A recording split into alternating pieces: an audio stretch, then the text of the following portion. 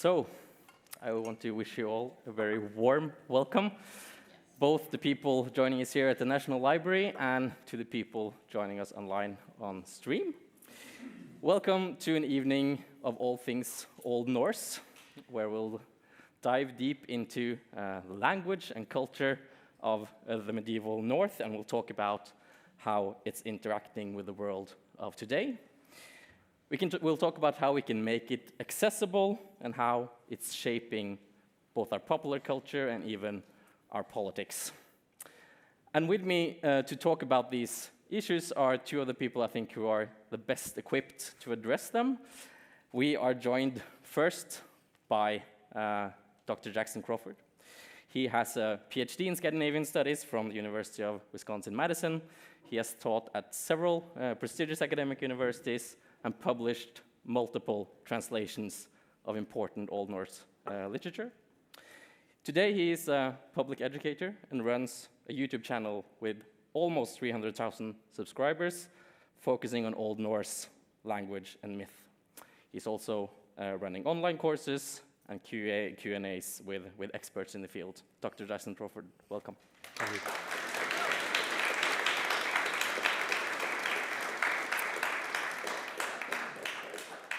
We are also joined by the National Library's very own Old Norse expert, medievalist and literary scholar with a PhD from the University of Oxford.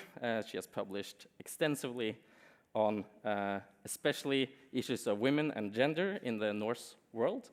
She has been crucial in the process of editing medieval Norwegian legal texts, as we will see later on. And she's perhaps most well known, sorry, I should have shown you this earlier, most well known for publishing the book Valkyrie about the women of the Viking world. Welcome, Dr. Jóhanna Katrín Friðriksdóttir. Thank you.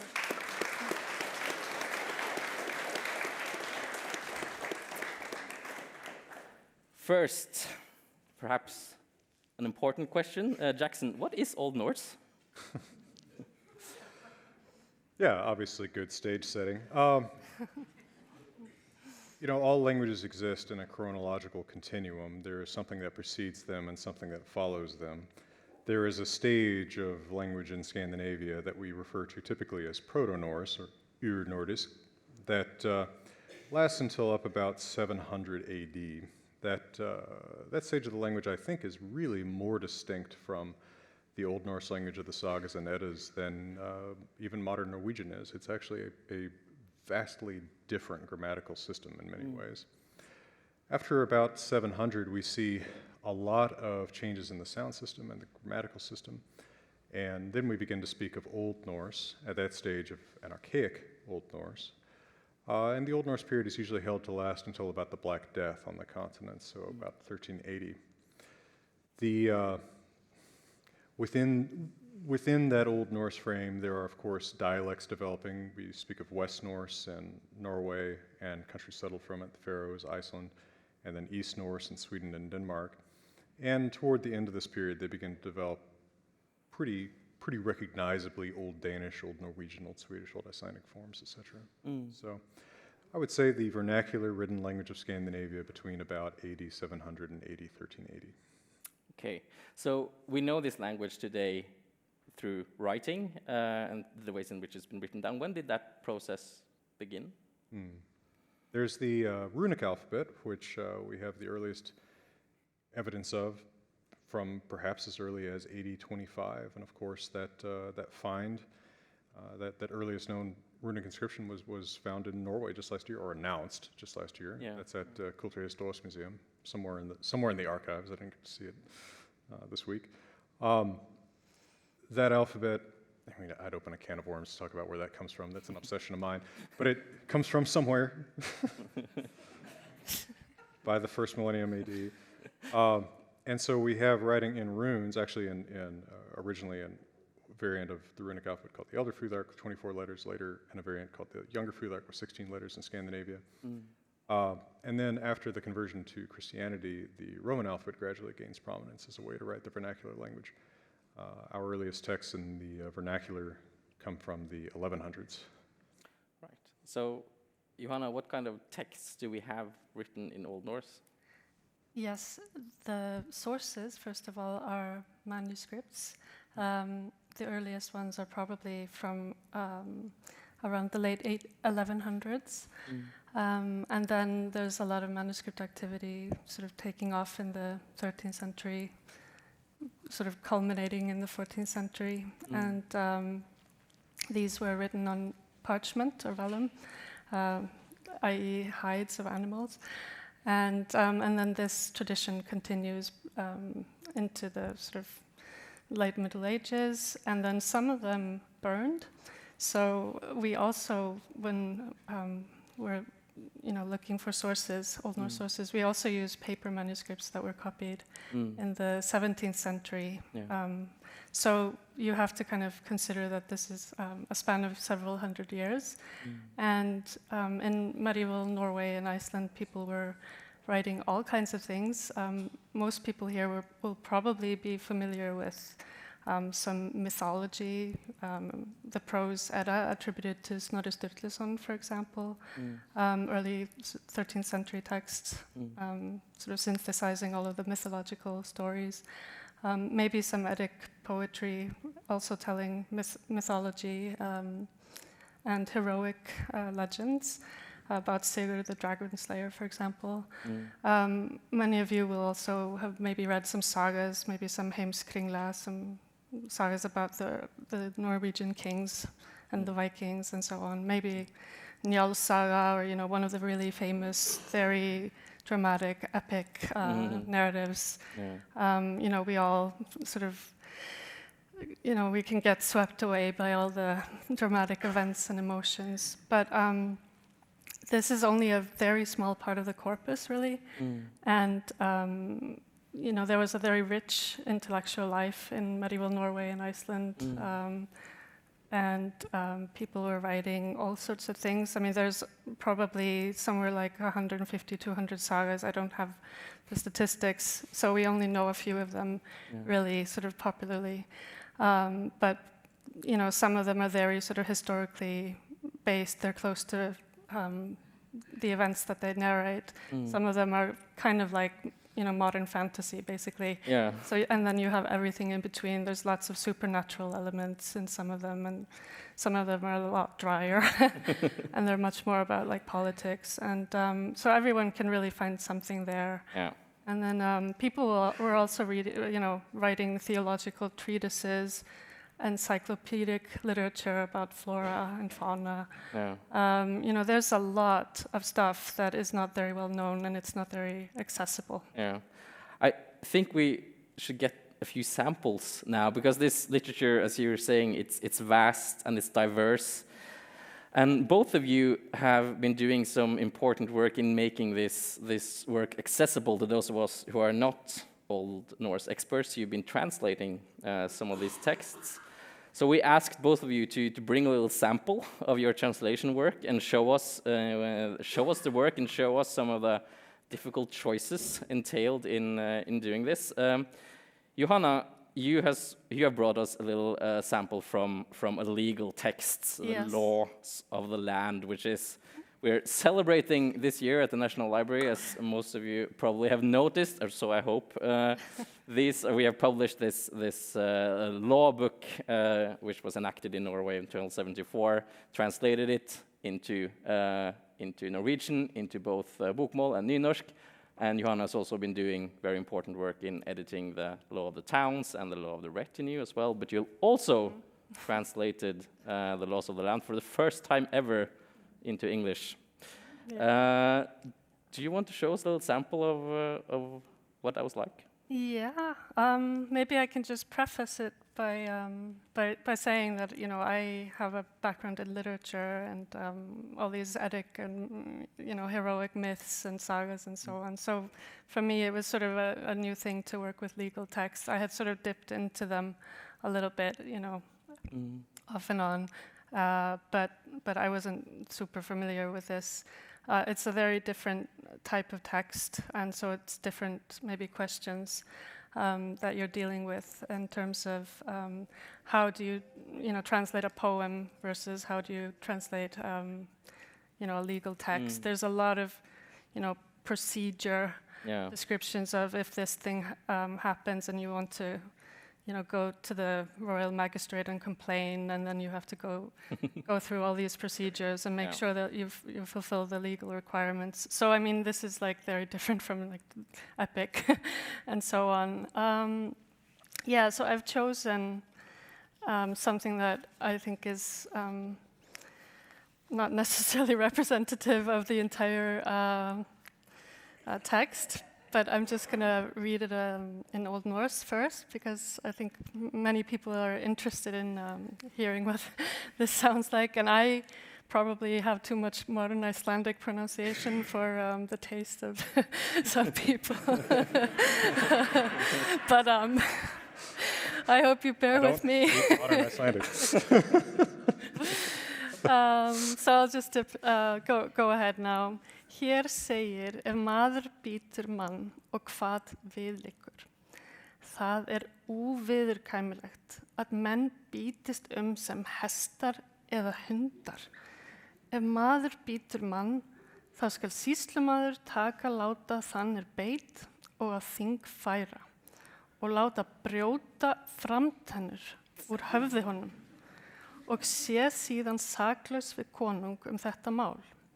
Nema skynsumum mönnum virðist nokkur nauðsyn til hafa gengið og hann megi með bótum fyrir koma og þann hann beit eftir 12 manna dómi sem þeir sjá fyrir Guði að sá sé vel sömdur af bitinn var.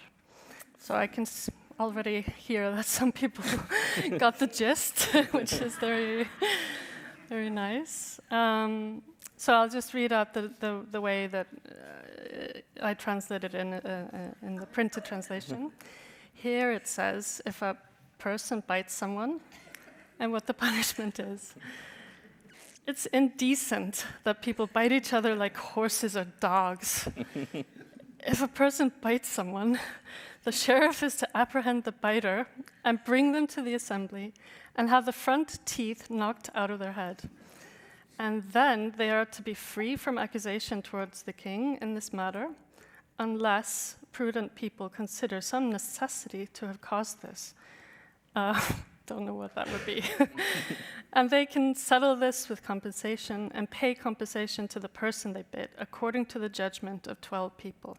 And they are satisfied before God that the person who was bitten is given all due honor. So this is a warning, everyone.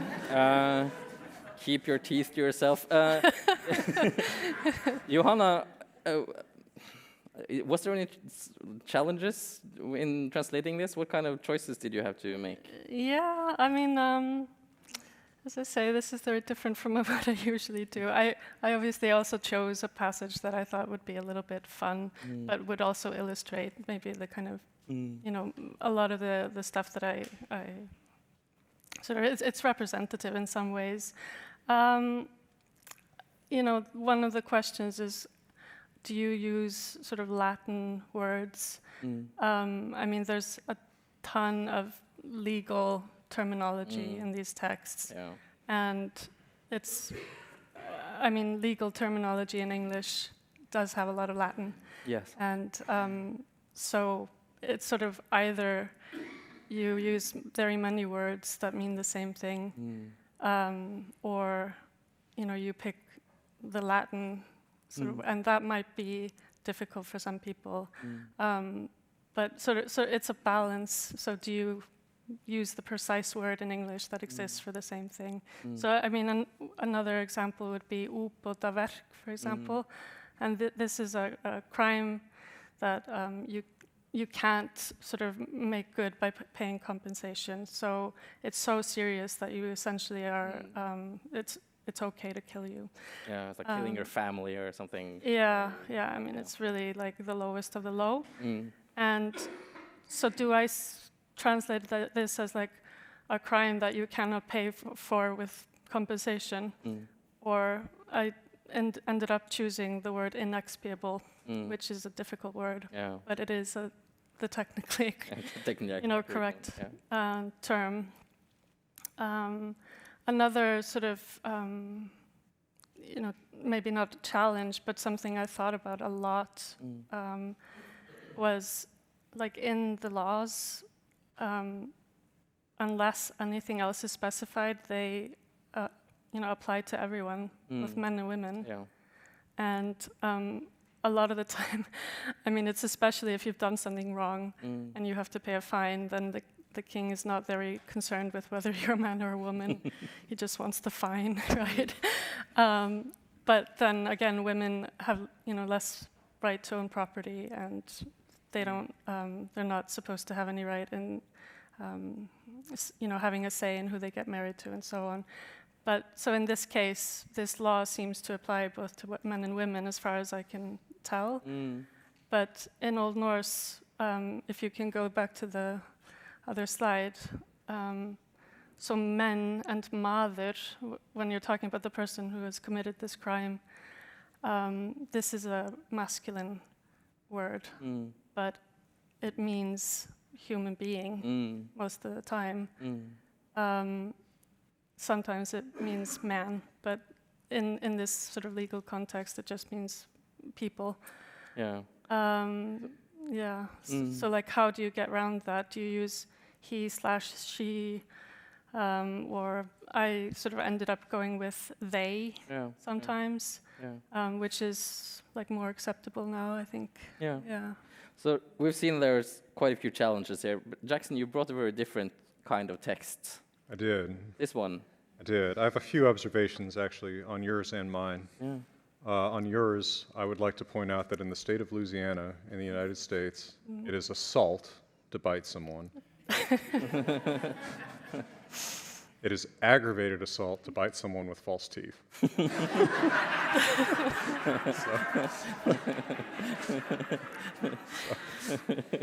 they have false teeth in the Middle Ages?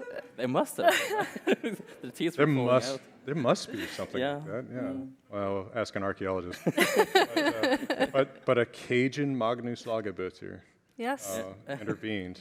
That's got to be case law, right? My second point is that you speak modern Icelandic as a native speaker. I speak Old Icelandic as an idiot. So, it will not sound as good, but I make an attempt to reconstruct what it might have sounded like in the 1200s, which would not be not necessarily as reminiscent of modern Icelandic as people sometimes expect. And what I'm trying to get at also is something that's a little bit more truly Old West Norse, something that also represents an ancestral stage for Norwegian and Faroese too. So take all of it with a grain of salt. I usually make a lot of disclaimers about my pronunciation, but here's my attempt at saying something that might sound like it did in the 1200s. Oft vitu ógorla þegar sitja inni fyrir hvers þeirru kyns koma. At maður svo góður at gallinni fylgi, ne svo illar at enugu dugi.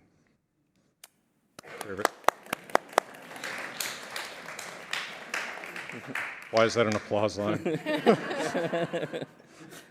Okay. So, people say it sounds elvish. You know what I just realized? You know why that didn't feel quite right? It's because I wasn't wearing a cowboy hat. Where is your hat? Where is your cowboy hat, Jason?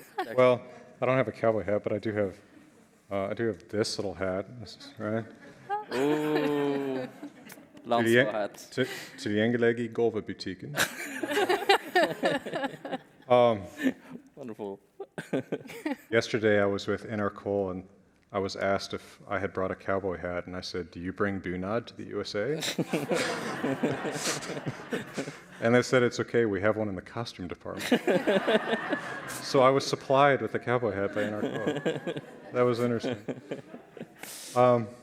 So in translating Old Norse poetry to English, which I've been working at doing for a long time, I began doing this as an instructor in Old Norse at the University of California, Los Angeles, because I found that the translations that were available into English were so old-fashioned that students got stuck in the English, right? I found myself having to be an English teacher, right? What does thou mean? Like, hearing this teacher never explain this to you, why do I have to explain this to you? So I started translating these things myself, and you know, I think the first thing that you notice in comparing an Old Norse translation to a fluent modern English translation is that you need about twice as many words. Right? The Old Norse or modern Icelandic is a much more compact medium than modern English or modern Norwegian.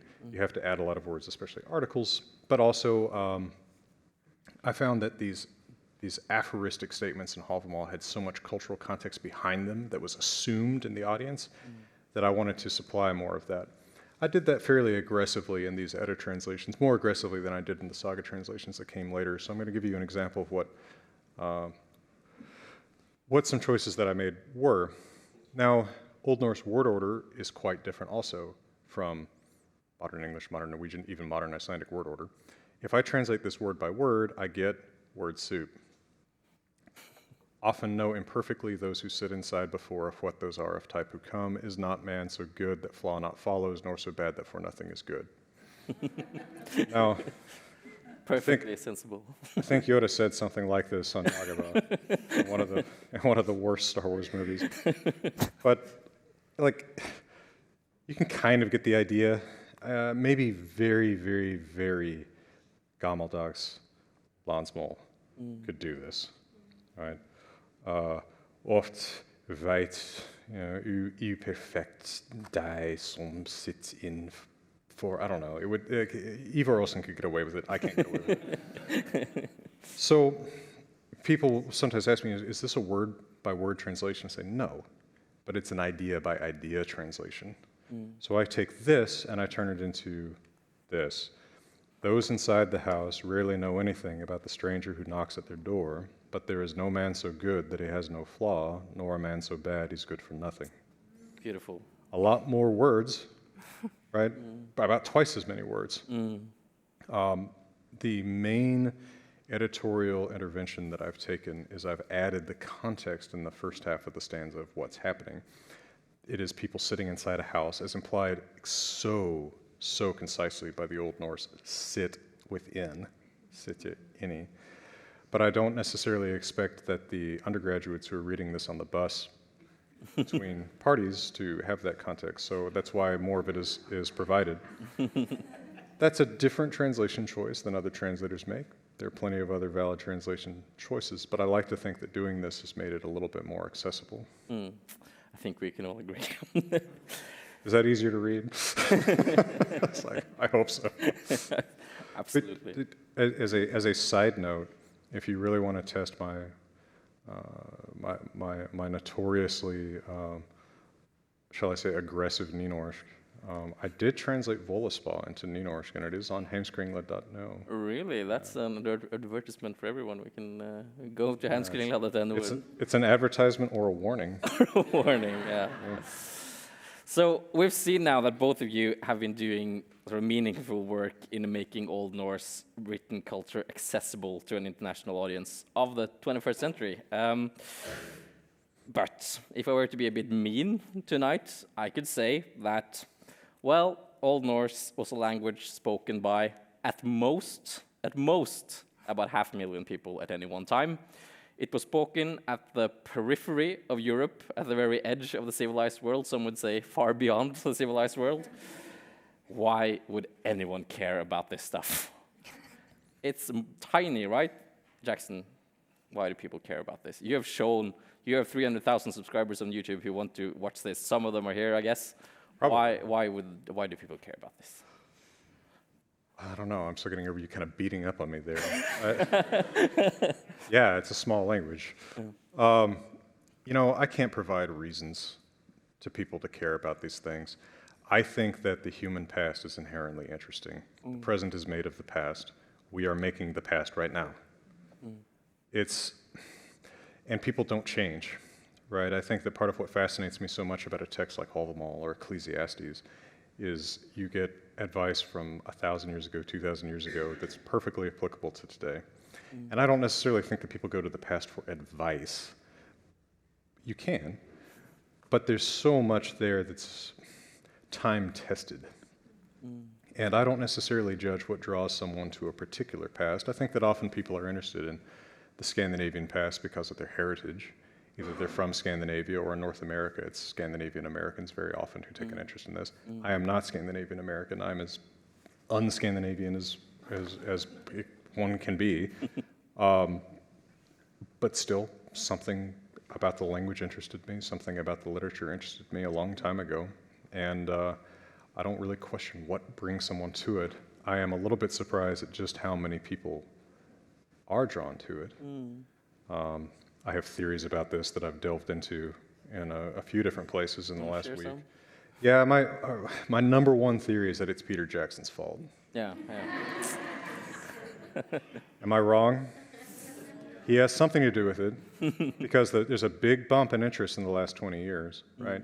I think people came out of those movies in 2001, 2002, 2003, and they said, I want to feel like that again. I want more like that. And so they went looking for more of Tolkien, and they found out that it was all just napkins that he'd written on that his son published. And then they said, well, okay, I don't want more Tolkien maybe, but I want something that feels like The Lord of the Rings. I said, where did he get these ideas? And they go to the Eddas and the sagas, and to a certain extent the Kalevala, although the Finns don't have as good PR. But I love the Kalevala. I'm not saying something for the record. Actually, one of the English translation of the Kalevala that J.R.R. Tolkien liked was by a guy named Crawford. Oh, really? No relation. Fun. But I think that because people wanted more of that feeling, and because they wanted to sort of trace it to its source, that is part of what excited people about it and got them into reading these crazy sagas and myths, or more accurately, modern interpretations of them. Not as many people go to the primary sources. Right. We'll get back to that point, I think, especially about popular culture and the way in which it's shaping our image of this. Jóhanna, in addition to being an expert in this field, you also happen to be from Iceland. From Iceland. Which, for reasons that I want you to talk to us about, has a very special place in the history of the Old Norse language and culture, both today and historically. Would you care to tell us a little bit about that? Well, I suppose when you grow up in Iceland, you get exposed to sagas because it's on the school curriculum, just like people in Norway have to read Ibsen or something. We have to read sagas, and some people think it's incredibly tedious and they just want to get it over with. But I loved them, and I don't know whether it was because they are Icelandic in some way, but I just loved the drama and the human emotion and the situations that people found themselves in the sagas, and how they deal with it, and the values that people are kind of struggling with. And but I guess another thing is also that when you have to read this as a teenager, and then you're driving somewhere in the countryside, and then your parents point at some location and say, "Oh, that's where Gunnar turned, and went and said, oh, the slope is beautiful, Fögurhlíðin," and signed his death certificate. And so they feel very close somehow, and most people have read them, and it's very much a part of the kind of cultural language, I suppose.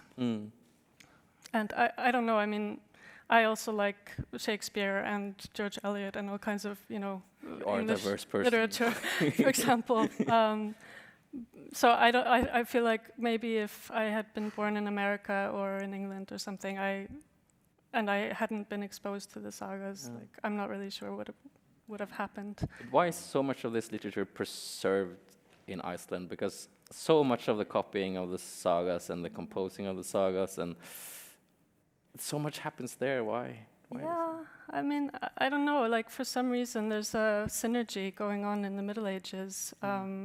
They start writing, and then I think it just kind of snowballs, because then other people are responding to that, and then that sort of gets back to Norway, and then more texts are commissioned, and it just sort of, Icelanders, for some reason, they build up this expertise, I suppose, and they copy manuscripts for export to Norway as well. And so they just sort of specialize in this for some reason.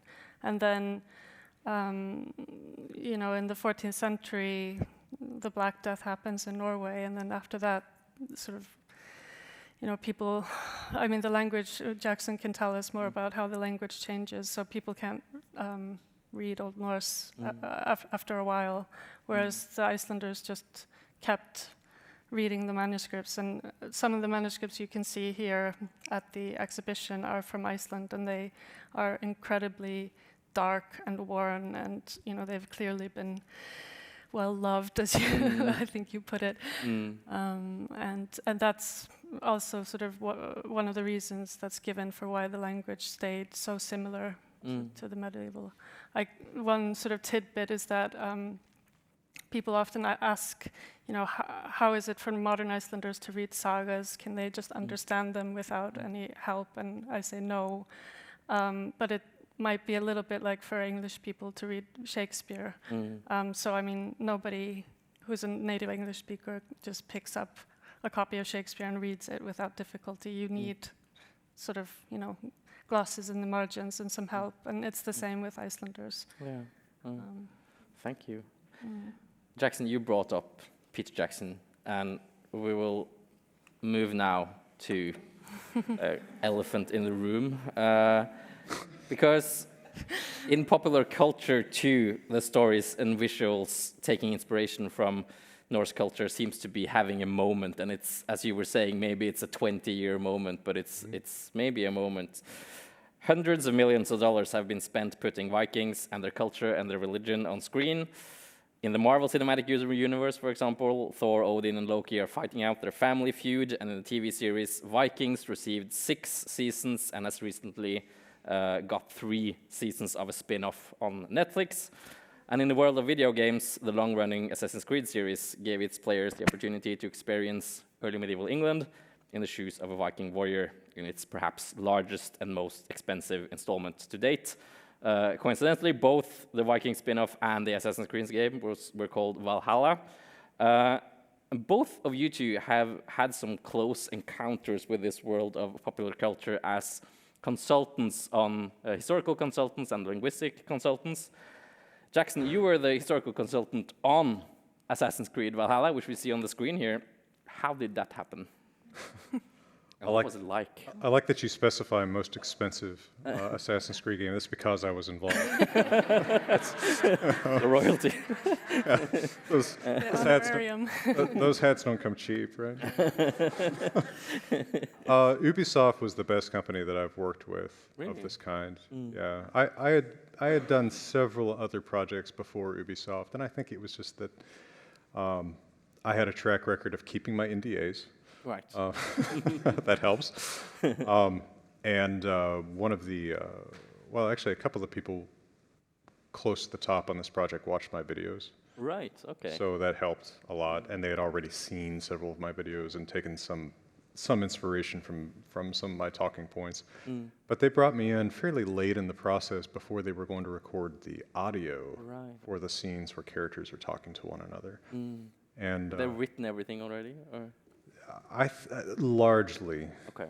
I did a lot of the runes for them too. Not every single rune you see, not every single rune of conscription, because there's 1,000 people working on a game like that. I did do all the runes in Frozen, the first Frozen, for what it's worth, but not all the runes of Assassin's Creed Valhalla, but a lot of the runes. Yeah. Probably my major contribution to that game was the name of the character that you play. Really? Yeah. Wow. Yeah, I'll take credit. They're not here. They're not here to deny it. But when I first went in there, the character was going to be named Yor, and they said, "Oh, that means king," and I said, "It means horse." Yeah. Okay. Glad you agree. And like, oh, well, we thought that it meant like leader or something. And I said, well, no. But they said, well, what we would actually like is we don't want to record the dialogue twice, and we want you to be able to play the main character as a man or as a woman. So is there a gender-neutral name? And I said, no, right? Because names are very clearly marked as male or female. So I sort of brainstormed a list of names that were as minimally different as they could be, as in just like a vowel changes or something. And so the pair that ended up winning out of that was Eivor, Right? It's just the vowel is different in the second syllable between the male and the female name, and they went with the female name. So I affected how hundreds of thousands of people were addressed by a video game character. Exactly. It's kind of fun. Yeah, Ubisoft was great to work with. They cared a lot. You know, again, there's 1,000 people who are going to work on a project like that, and not every single thing is going to be right, but I'm not the accuracy police. They cared, they tried, I give them a lot of credit. Yeah. Great. So what, you said a little bit about this now, but you were consulting names, runic inscriptions. What other kinds? I think a lot of people are kind of curious about this. What does that work kind of entail for someone like you? Watching stuff. Yeah, okay. Just sitting with them and you know, they watch your face and they say, you kind of snickered there. What was that about? And then you explain it and you try to sort of get past the snicker.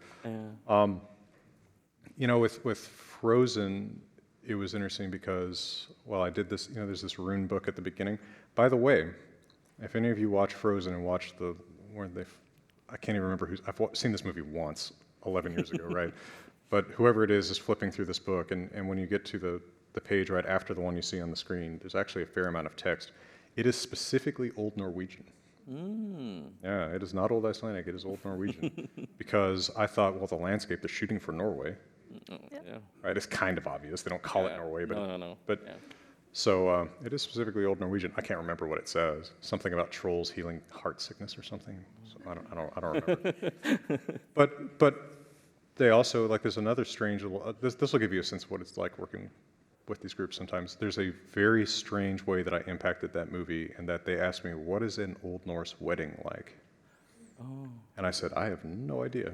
Because they don't talk about it. No. Right? Well, they say people get married, but that's what they say. Yeah. Just like if I tell you, my friend Russ got married to Lindsay, you're not going to say, well, what did she wear? It's like you kind of know what she wore, right? So we don't really get this described. And I said, well, okay, so is there something similar maybe to a wedding that we know about? And I said, well, there's this really cool blood brotherhood scene in Isla Saga Sursonar, where they dig a pit, make an arch of earth over the pit, go into the pit, cut their hands, blend their blood together, and walk out hand in hand, sort of symbolically reborn from the womb of the earth together. And they said, oh, that's kind of fun. So there's a scene in Frozen where the trolls have Anna and Kristoff. I think I'm remembering their names right. I don't remember this movie well. You may have watched it once, but those of us with preschoolers have watched it thousands of times. I'll never forget this because I barely watched it because I was sitting in a movie theater in Golden, Colorado with my grandma constantly pointing at it and saying, "Is that you?" But there's a scene where the trolls have Anna and Kristoff, and they dig a pit and make an arch over it. They're like hinting that they're going to marry them or something, right? So there's a very weird little way that I impacted that movie there. Yeah. Nice. Jóhanna, you have also dipped your feet into this little pond of popular culture. You were the historical consultant on David Eggers. Robert Eggers. Robert Eggers, yes. The Northman, starring both Alexander Skarsgård and Nicole Kidman. Yes. Several others as well. Again, how did that happen? What was it like? Yeah, it was really great.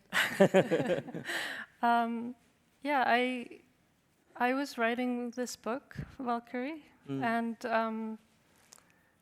somehow Robert, now I'm calling him David, Robert Eggers and Sjón, who was the co-author of the screenplay, who's an Icelandic author, very distinguished author, and they were in the writing stage, and they somehow found out about my then work in progress, and reached out and asked if I would read the screenplay. And I was kind of surprised because the book wasn't out yet, so I hadn't really established, I felt, my credentials, I guess, in some ways. But I had obviously published lots before. But anyway, so I read the screenplay, and then we Zoomed about it, and then, yeah, Robert especially would send me emails sometimes and asking me stuff, and sometimes people working on maybe the props or something like that would call me.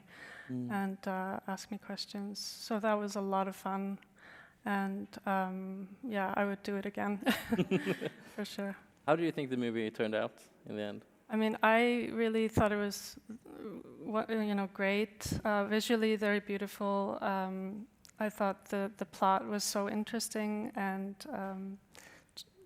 because the beginning is very kind of like, now they're being Vikings, and they're there's a lot of violence in the beginning, but then that kind of stops, and Amleth goes to Iceland and has all these experiences there where they're kind of drawing on like less well-known, maybe less sort of cliched elements of the sagas, and there's quite a lot of supernatural in it. And I also loved that the main female character, Nicole Kidman's character, Gudrun, is very much like the women in the sagas.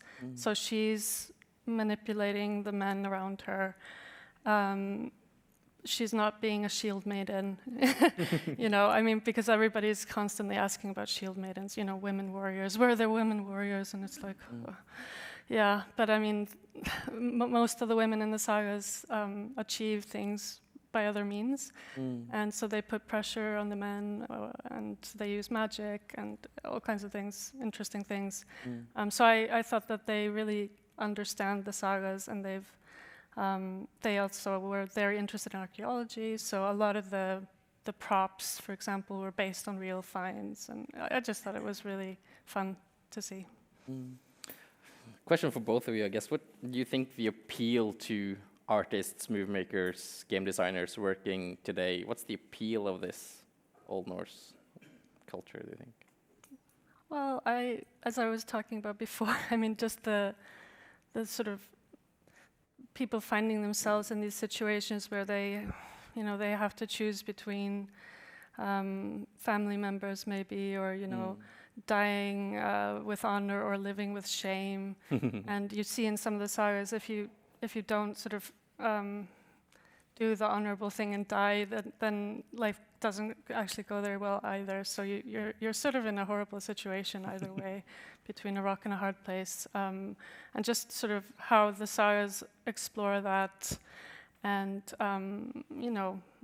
I just think like how would we react in these situations, and it's so interesting how they show people failing at life a lot, and these impossible standards that other people are holding them to, and how like no one can be a real man really.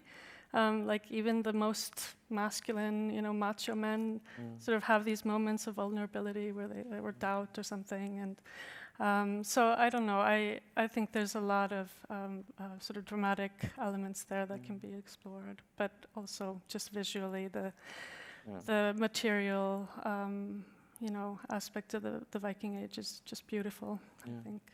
It sounds almost modern when you put it like that, with those conflicts, but it's what we're looking for, I guess. Yeah. I think there's also a sense in which, because often the people making modern media aren't that familiar with medieval media, they're not going out and picking up a copy of a saga and reading it. They assume that what's there is, well, when we don't understand another culture's limitations, and when that culture is really different from ours, I think we assume that means it is very free. Right? I think people look at the Vikings and they say, man, if I lived in Norway in the 900s AD, I could have all this fun that would get me in prison for the rest of my life today, which is not really true, because there's limitations on what you can do in any society, but because they're so different, people just perceive it as sort of liberated. And I think there's a sense in which it's like, well, we can have all the violence and everything else that we want in this movie, which is true. It's a violent culture. I'm not saying otherwise, but there is a cultural framework around it that doesn't make violence always acceptable. And, I think that if you pick up and read an actual saga, a lot of people who expect them to be like that would be bored by them. Not all of them. Yeah, not all of them. Egil Saga Skallagrímssonar really is kind of like that. I mean, that is the tale of a terrible person and his wonderful life. Although it does take about 100 pages to get to him being born. That's true. That's true. There is an episode 1 that you have to kind of get through, yeah. But for the most part, even the action-packed sagas, they do have conflicts that are well, they don't fit this very characterized picture of the Vikings that I think we often have, which really has more to do with Spartans than with Vikings. Yeah. But I think in popular culture, the Spartans and the Vikings are constantly mixed up. Yeah. There's a lot of escapism, I think. That's a better word for it, escapism. Yeah. So, moving on, arguably, there's also a dark side, I think, to this massive popularity of this kind of history in our society today. Because in addition to being entertaining and interesting, Old Norse stories, religion, words, and symbols are also ripe for political exploitation, and there's no getting around the fact, I think, that we see this especially on the far right. So we could name numerous examples here, but I'll keep to someone who aren't very bleak and depressing, but the so-called QAnon shaman, so prominent in the media coverage of the January 6th Capitol attack, was covered in tattoos referencing the religion of pre-Christian Scandinavia. And here in Norway, the neo-Nazi group DNM uses runes actively in their presentation and agitation. Jackson, what is the political appeal of Old Norse language and symbolism to the people marketing in this kind of extreme ideology? I think there's a lot that we could say about that, but I think that the first thing that is interesting to observe is that I often hear people make these disclaimers that, oh, there is a political appeal to it. I don't think that's inherent in it. I think that that's a historical artifact of the last 200 years. And it's not as well known in the English-speaking world as it is in the Scandinavian or German-speaking world. When I talk to American audiences about the fact that, I mean, to use this term a little bit more broadly than it should be used, maybe that neo-Nazis like Norse myth, it surprises people. So I've never heard that. I say, oh. And after a few times of pointing this out to people, I realized I'm the one putting it in people's heads that this has something to do with neo-Nazis. They're not starting with that perception, so I stopped talking about it, if you see what I mean. And so that, like, I'm the one who is creating this association for people, so I'm just gonna not mention it. I mean, like, attention is currency, especially on the internet where I do most of my work. Why should I give them the currency of attention? See what I mean? Now, that's not to say I haven't had my problems with them. I can tell you some stories, but there's not that many of them, as loud as they are on the internet. So I don't know that I can give you a why about it. I think that there is a sense that people have that they want to get back to their roots one way or another. There's legitimacy in some quest for one's roots, and then there are unfortunate directions one can take that in, right? This is, I think, just one of, there is something that extremists of all stripes have in common, which is the notion that I am special. And one of the ways to decide that you're special is decide that you have some special ancestry, some special derivation from something, and that something belongs to you, quote unquote, because it had something to do with your biological ancestors. I mean, I think also specifically in North America at least, and maybe elsewhere, I mean, people have become sort of interested in Odin, the people on this side of the spectrum. And there's, if you kind of read the Norse myths very superficially, like, yes, you get this picture of Odin as this kind of warrior god, and he gives victory, and it's very kind of this image of strength and sort of domination and so on. But then if you actually read a little further, I mean, there's the story, for example, about Bitlingsmeir, where there's a woman who Odin tries to seduce, and she says, yeah, sure, just come like a little later and I'll be here waiting for you. And then he comes and there's a dog waiting for him instead. And you don't really see that mentioned a lot in these kinds of, white supremacy like discourse. But pursuant to that, here, flip back one slide. You think that guy has an opinion about who Bitlingsmeir is? No, that's my point. Right? I mean, do you think he has an opinion about the dating of Hamdismal? Like, they don't read the primary sources for the most part. Exactly. Right? It's all secondary sources. It's not, you can't really read the stuff out of the Eddas. No? Now I have seen fake quotes from the Eddas that circulate on the internet in some of these communities. Sometimes stuff that will really make your blood boil, actually. But it's like, for example, like explicitly anti-Semitic statements that are attributed to Havamal, which is ludicrous. If you read Havamal, you can read Havamal on the way to Gardermoen, right? It doesn't take that long to find out that there's nothing like that there. Yeah.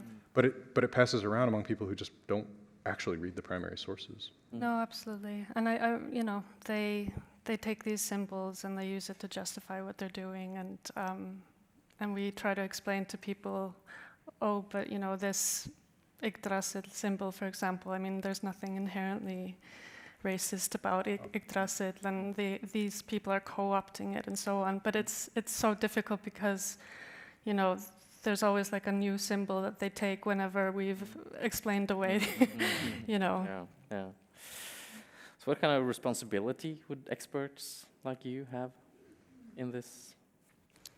Well, I think it's difficult. I mean, we're all sort of, probably most people who are in the academy are just doing their job, and many of them are very thinly stretched. They have a lot of grading and administration and so on, and they don't necessarily have the kind of channels and the, exposure and so on to just educate the public as much as they might want to. But I think if they just keep producing good scholarship and good work and be sort of vocal, and then that will, I think, sort of trickle outwards. I think that the responsibility that educators have is to teach, do your job. The more information that's out there, information is the light that chases out darkness. The more you actually know about these medieval sources, the less darkness there is in your mind for this sort of dark thought to mix metaphors to grow. Also, I'll say something out loud that I don't think I've ever said out loud before. Ooh, I like you all. So I'm going to test a thought on you and see what you think about this. I might have a slightly special responsibility here, in the sense that if you talk about things that are coded left-wing and coded right-wing, I am a little bit right-wing coded to some people, right? I wear a cowboy hat, I drive a pickup truck, I shoot guns, right? That is the culture I come from, right? However, I'm from Colorado. We shoot guns and we smoke pot at the same time. No, not at the same time, because that's what got Hunter Biden in trouble. No, but I mean, I'm not from an extreme place, So I don't care as much about these right-wing, left-wing divides. But I understand that to some people, there's this, you can construct a picture of me that's a little bit right-wing coded. I feel like there's a little bit of a responsibility to say you can be whoever you want from whatever background you want to be, and you don't have to go down that road, right? We can disagree about all kinds of things. We don't have to hate one another. You know what I mean? And I think that there's a difference between someone who has taken 10 steps down this road and someone who's taken 1 step down this road. Absolutely. And I want people who have taken 1, 2, 3, 4, 5, 6, 7, 8, 9 steps down this road, all the way to the people who haven't hurt someone yet, to feel like, you know what? I can chill out. I don't have to be this neo-Nazi trying to be wannabe Viking guy, right? I can take a few steps back, right? I think that we have to leave some room for people to come back from that, because so often it's extremely misguided youthful frustration, and people need to be accountable for the wrong that they do, but they also need to have a pathway back to. A pathway back out of that extremism. Yeah. Thank you. Oh, thank you.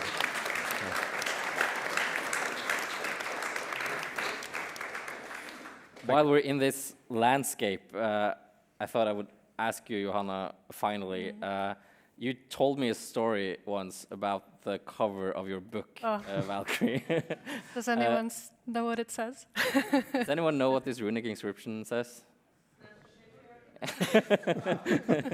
So, please. Yeah. Well, so this book was published by Bloomsbury so it wasn't a purely academic book. I mean, they publicized it quite a lot and so on. And so you don't really have a lot of control over things like covers when you publish with presses like that. And they chose the cover image. And then when I got the sort of first version of the cover, it just had runes. And the runes didn't say anything. It was just, Gibberish. Yeah, just gibberish. And I was a little like, oh, do we have to have runes? And I think it was also kind of in a moment where people were a little wary of using that sort of symbolism. And then they said, yes, it has to have runes. And then I said, okay, can I at least decide then, what the inscription will say? And they gave me permission, and so I obviously just thought, smash the patriarchy. I mean, I don't know. Obviously. Yeah, I mean, the book came out in 2020, but I think this was sort of happening in 2019 at some point, and it was sort of post Me Too, and also sort of when, I mean, we're all very worried about the rise of fascism and white supremacy. It was before the Capitol attack and the QAnon shaman, but like still, everyone was sort of, at least within the sort of Norse academic community, was feeling a little like anxious. But I thought like, well, if some person picks this book up and thinks that I'm sending some kind of dog whistle message here, and they try to decipher the runes, they will be disappointed. Yes, they will be disappointed. Yeah, so that was my statement. As we are coming to the end of this conversation, I think I'm left with the impression that this link to the Old Norse past is not broken, but it is very contingent and very mediated, it seems to me. It's mediated by politics and popular culture, but it's also mediated by public educators and academics like yourselves. And yeah. Can I make just a thought, insert a thought about this? You have a great analogy about this that I heard you use earlier today, that those of us in the present have a certain number of layers between us and the past that we're trying to reach. And maybe someone who learns to read the language of the past has one layer removed. I think it's my responsibility to hold that layer back for you to look and not to insert my own layer there. Right? Yeah. That's, thank you, Jackson. I think we'll just let that be the final word. And it has been a privilege talking to you, but we are unfortunately out of time. Please join me in thanking Jackson and Jóhanna for their very generously sharing their knowledge and insights with us tonight.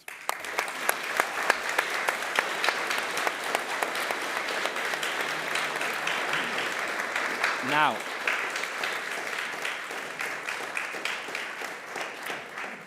we do have time for 3 audience questions, no more than 3. We are on streaming the event, so we will pass around the microphone. I will emphasize, and I mean this very sincerely, they have to be questions and they have to be short. And if I see that you're going on a rant, I will stop you. So please. Like that's ever happened before.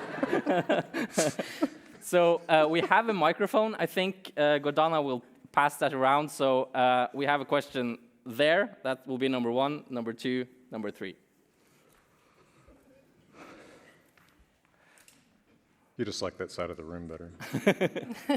I like them all. So my immediate question is very relevant to the cover that is there, because I've just recently been through like a course on reading runes, and all I'm having a question about is the P in patriarchy there, because I'm just showing my ass in my ignorance here, but I thought to get it to be a P, it would have to have dots.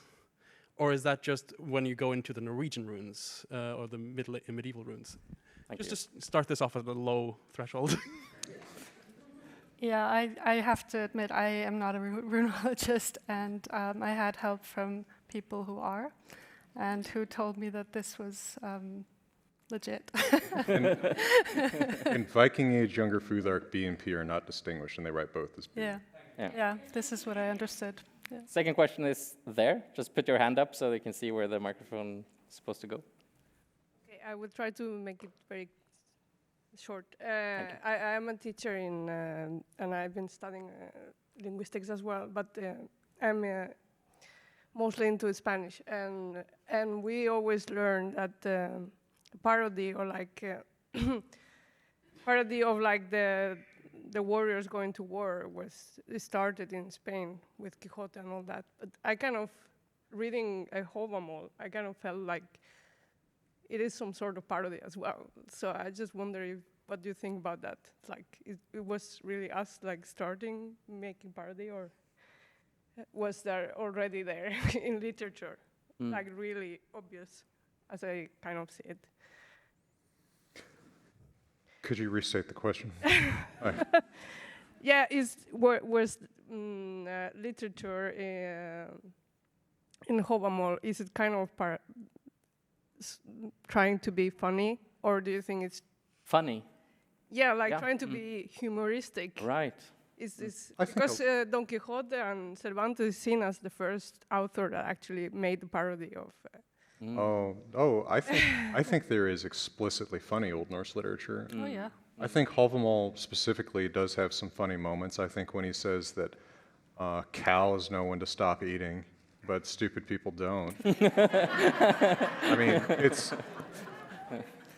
it's meant to be biting and funny. It's meant to make me kind of go, oh yeah. Right? It's withering, isn't Yeah. Odin says I'm dumber than a cow. Right? But there's all kinds of other humorous moments. I mean, Thrimskvida is obviously funny. it? Yeah. Right? I can't imagine that they didn't think that was funny. No. And then the sagas are full of these one-liners that Arnold Schwarzenegger could deliver in a movie. Right? Yeah. Or Clint Eastwood. Or Clint Eastwood. Yeah. Yes, absolutely. I worked in California for 5 years, and you just mentioned the two people that I wanted to meet. But, like, for instance, in Grettis Saga, the guy who looks down and sees the spear in his chest, and as he's dying, he says, "Oh, I see the broad-bladed spears are now in fashion." I think it's funny. Right? It's hilarious. In fact, I think there's a certain amount of continuity between that and the dark sense of humor that's still pretty prevalent in Scandinavian culture today. Yeah, it's sort of snappy one-liners that are, sort of not exactly self-deprecating, but sort of showing that you don't really mind being stabbed, or you're so cool. Yeah. It's an ironic detachment Yeah, exactly. from your own mutilation. Yeah. No, they're great. Final question was the guy in the very back there.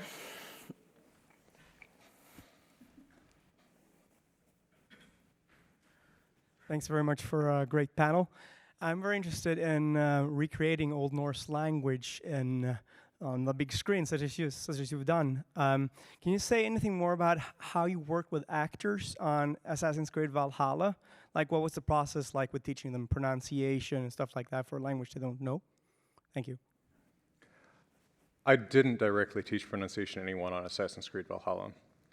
I can talk about one project where I did do that, which was the TV series American Gods, based on the novel by Neil Gaiman. It seems to me not many people have seen that TV show or been aware of it, but now there's 80 TV shows that debut every week. So I think it was on an obscure channel. it might have been it. It might have been it. I thought it was well done. The book is great. This is opening a whole can of worms. I think the best modern fictional portrayal of Odin is Mr. Wednesday in the novel American Gods. Okay, I hope that was enough qualifiers on that. and the actor, Ian McShane, who portrays Mr. Wednesday or Odin in American Gods, does a fantastic job of the character. It helped. I was a huge fan of his already, but I consulted him and a couple other actors on their Old Norse lines. I found that actors really they want to do a good job, right? They want this to sound good. It's amazing how much work actors will put into their dialect coaching.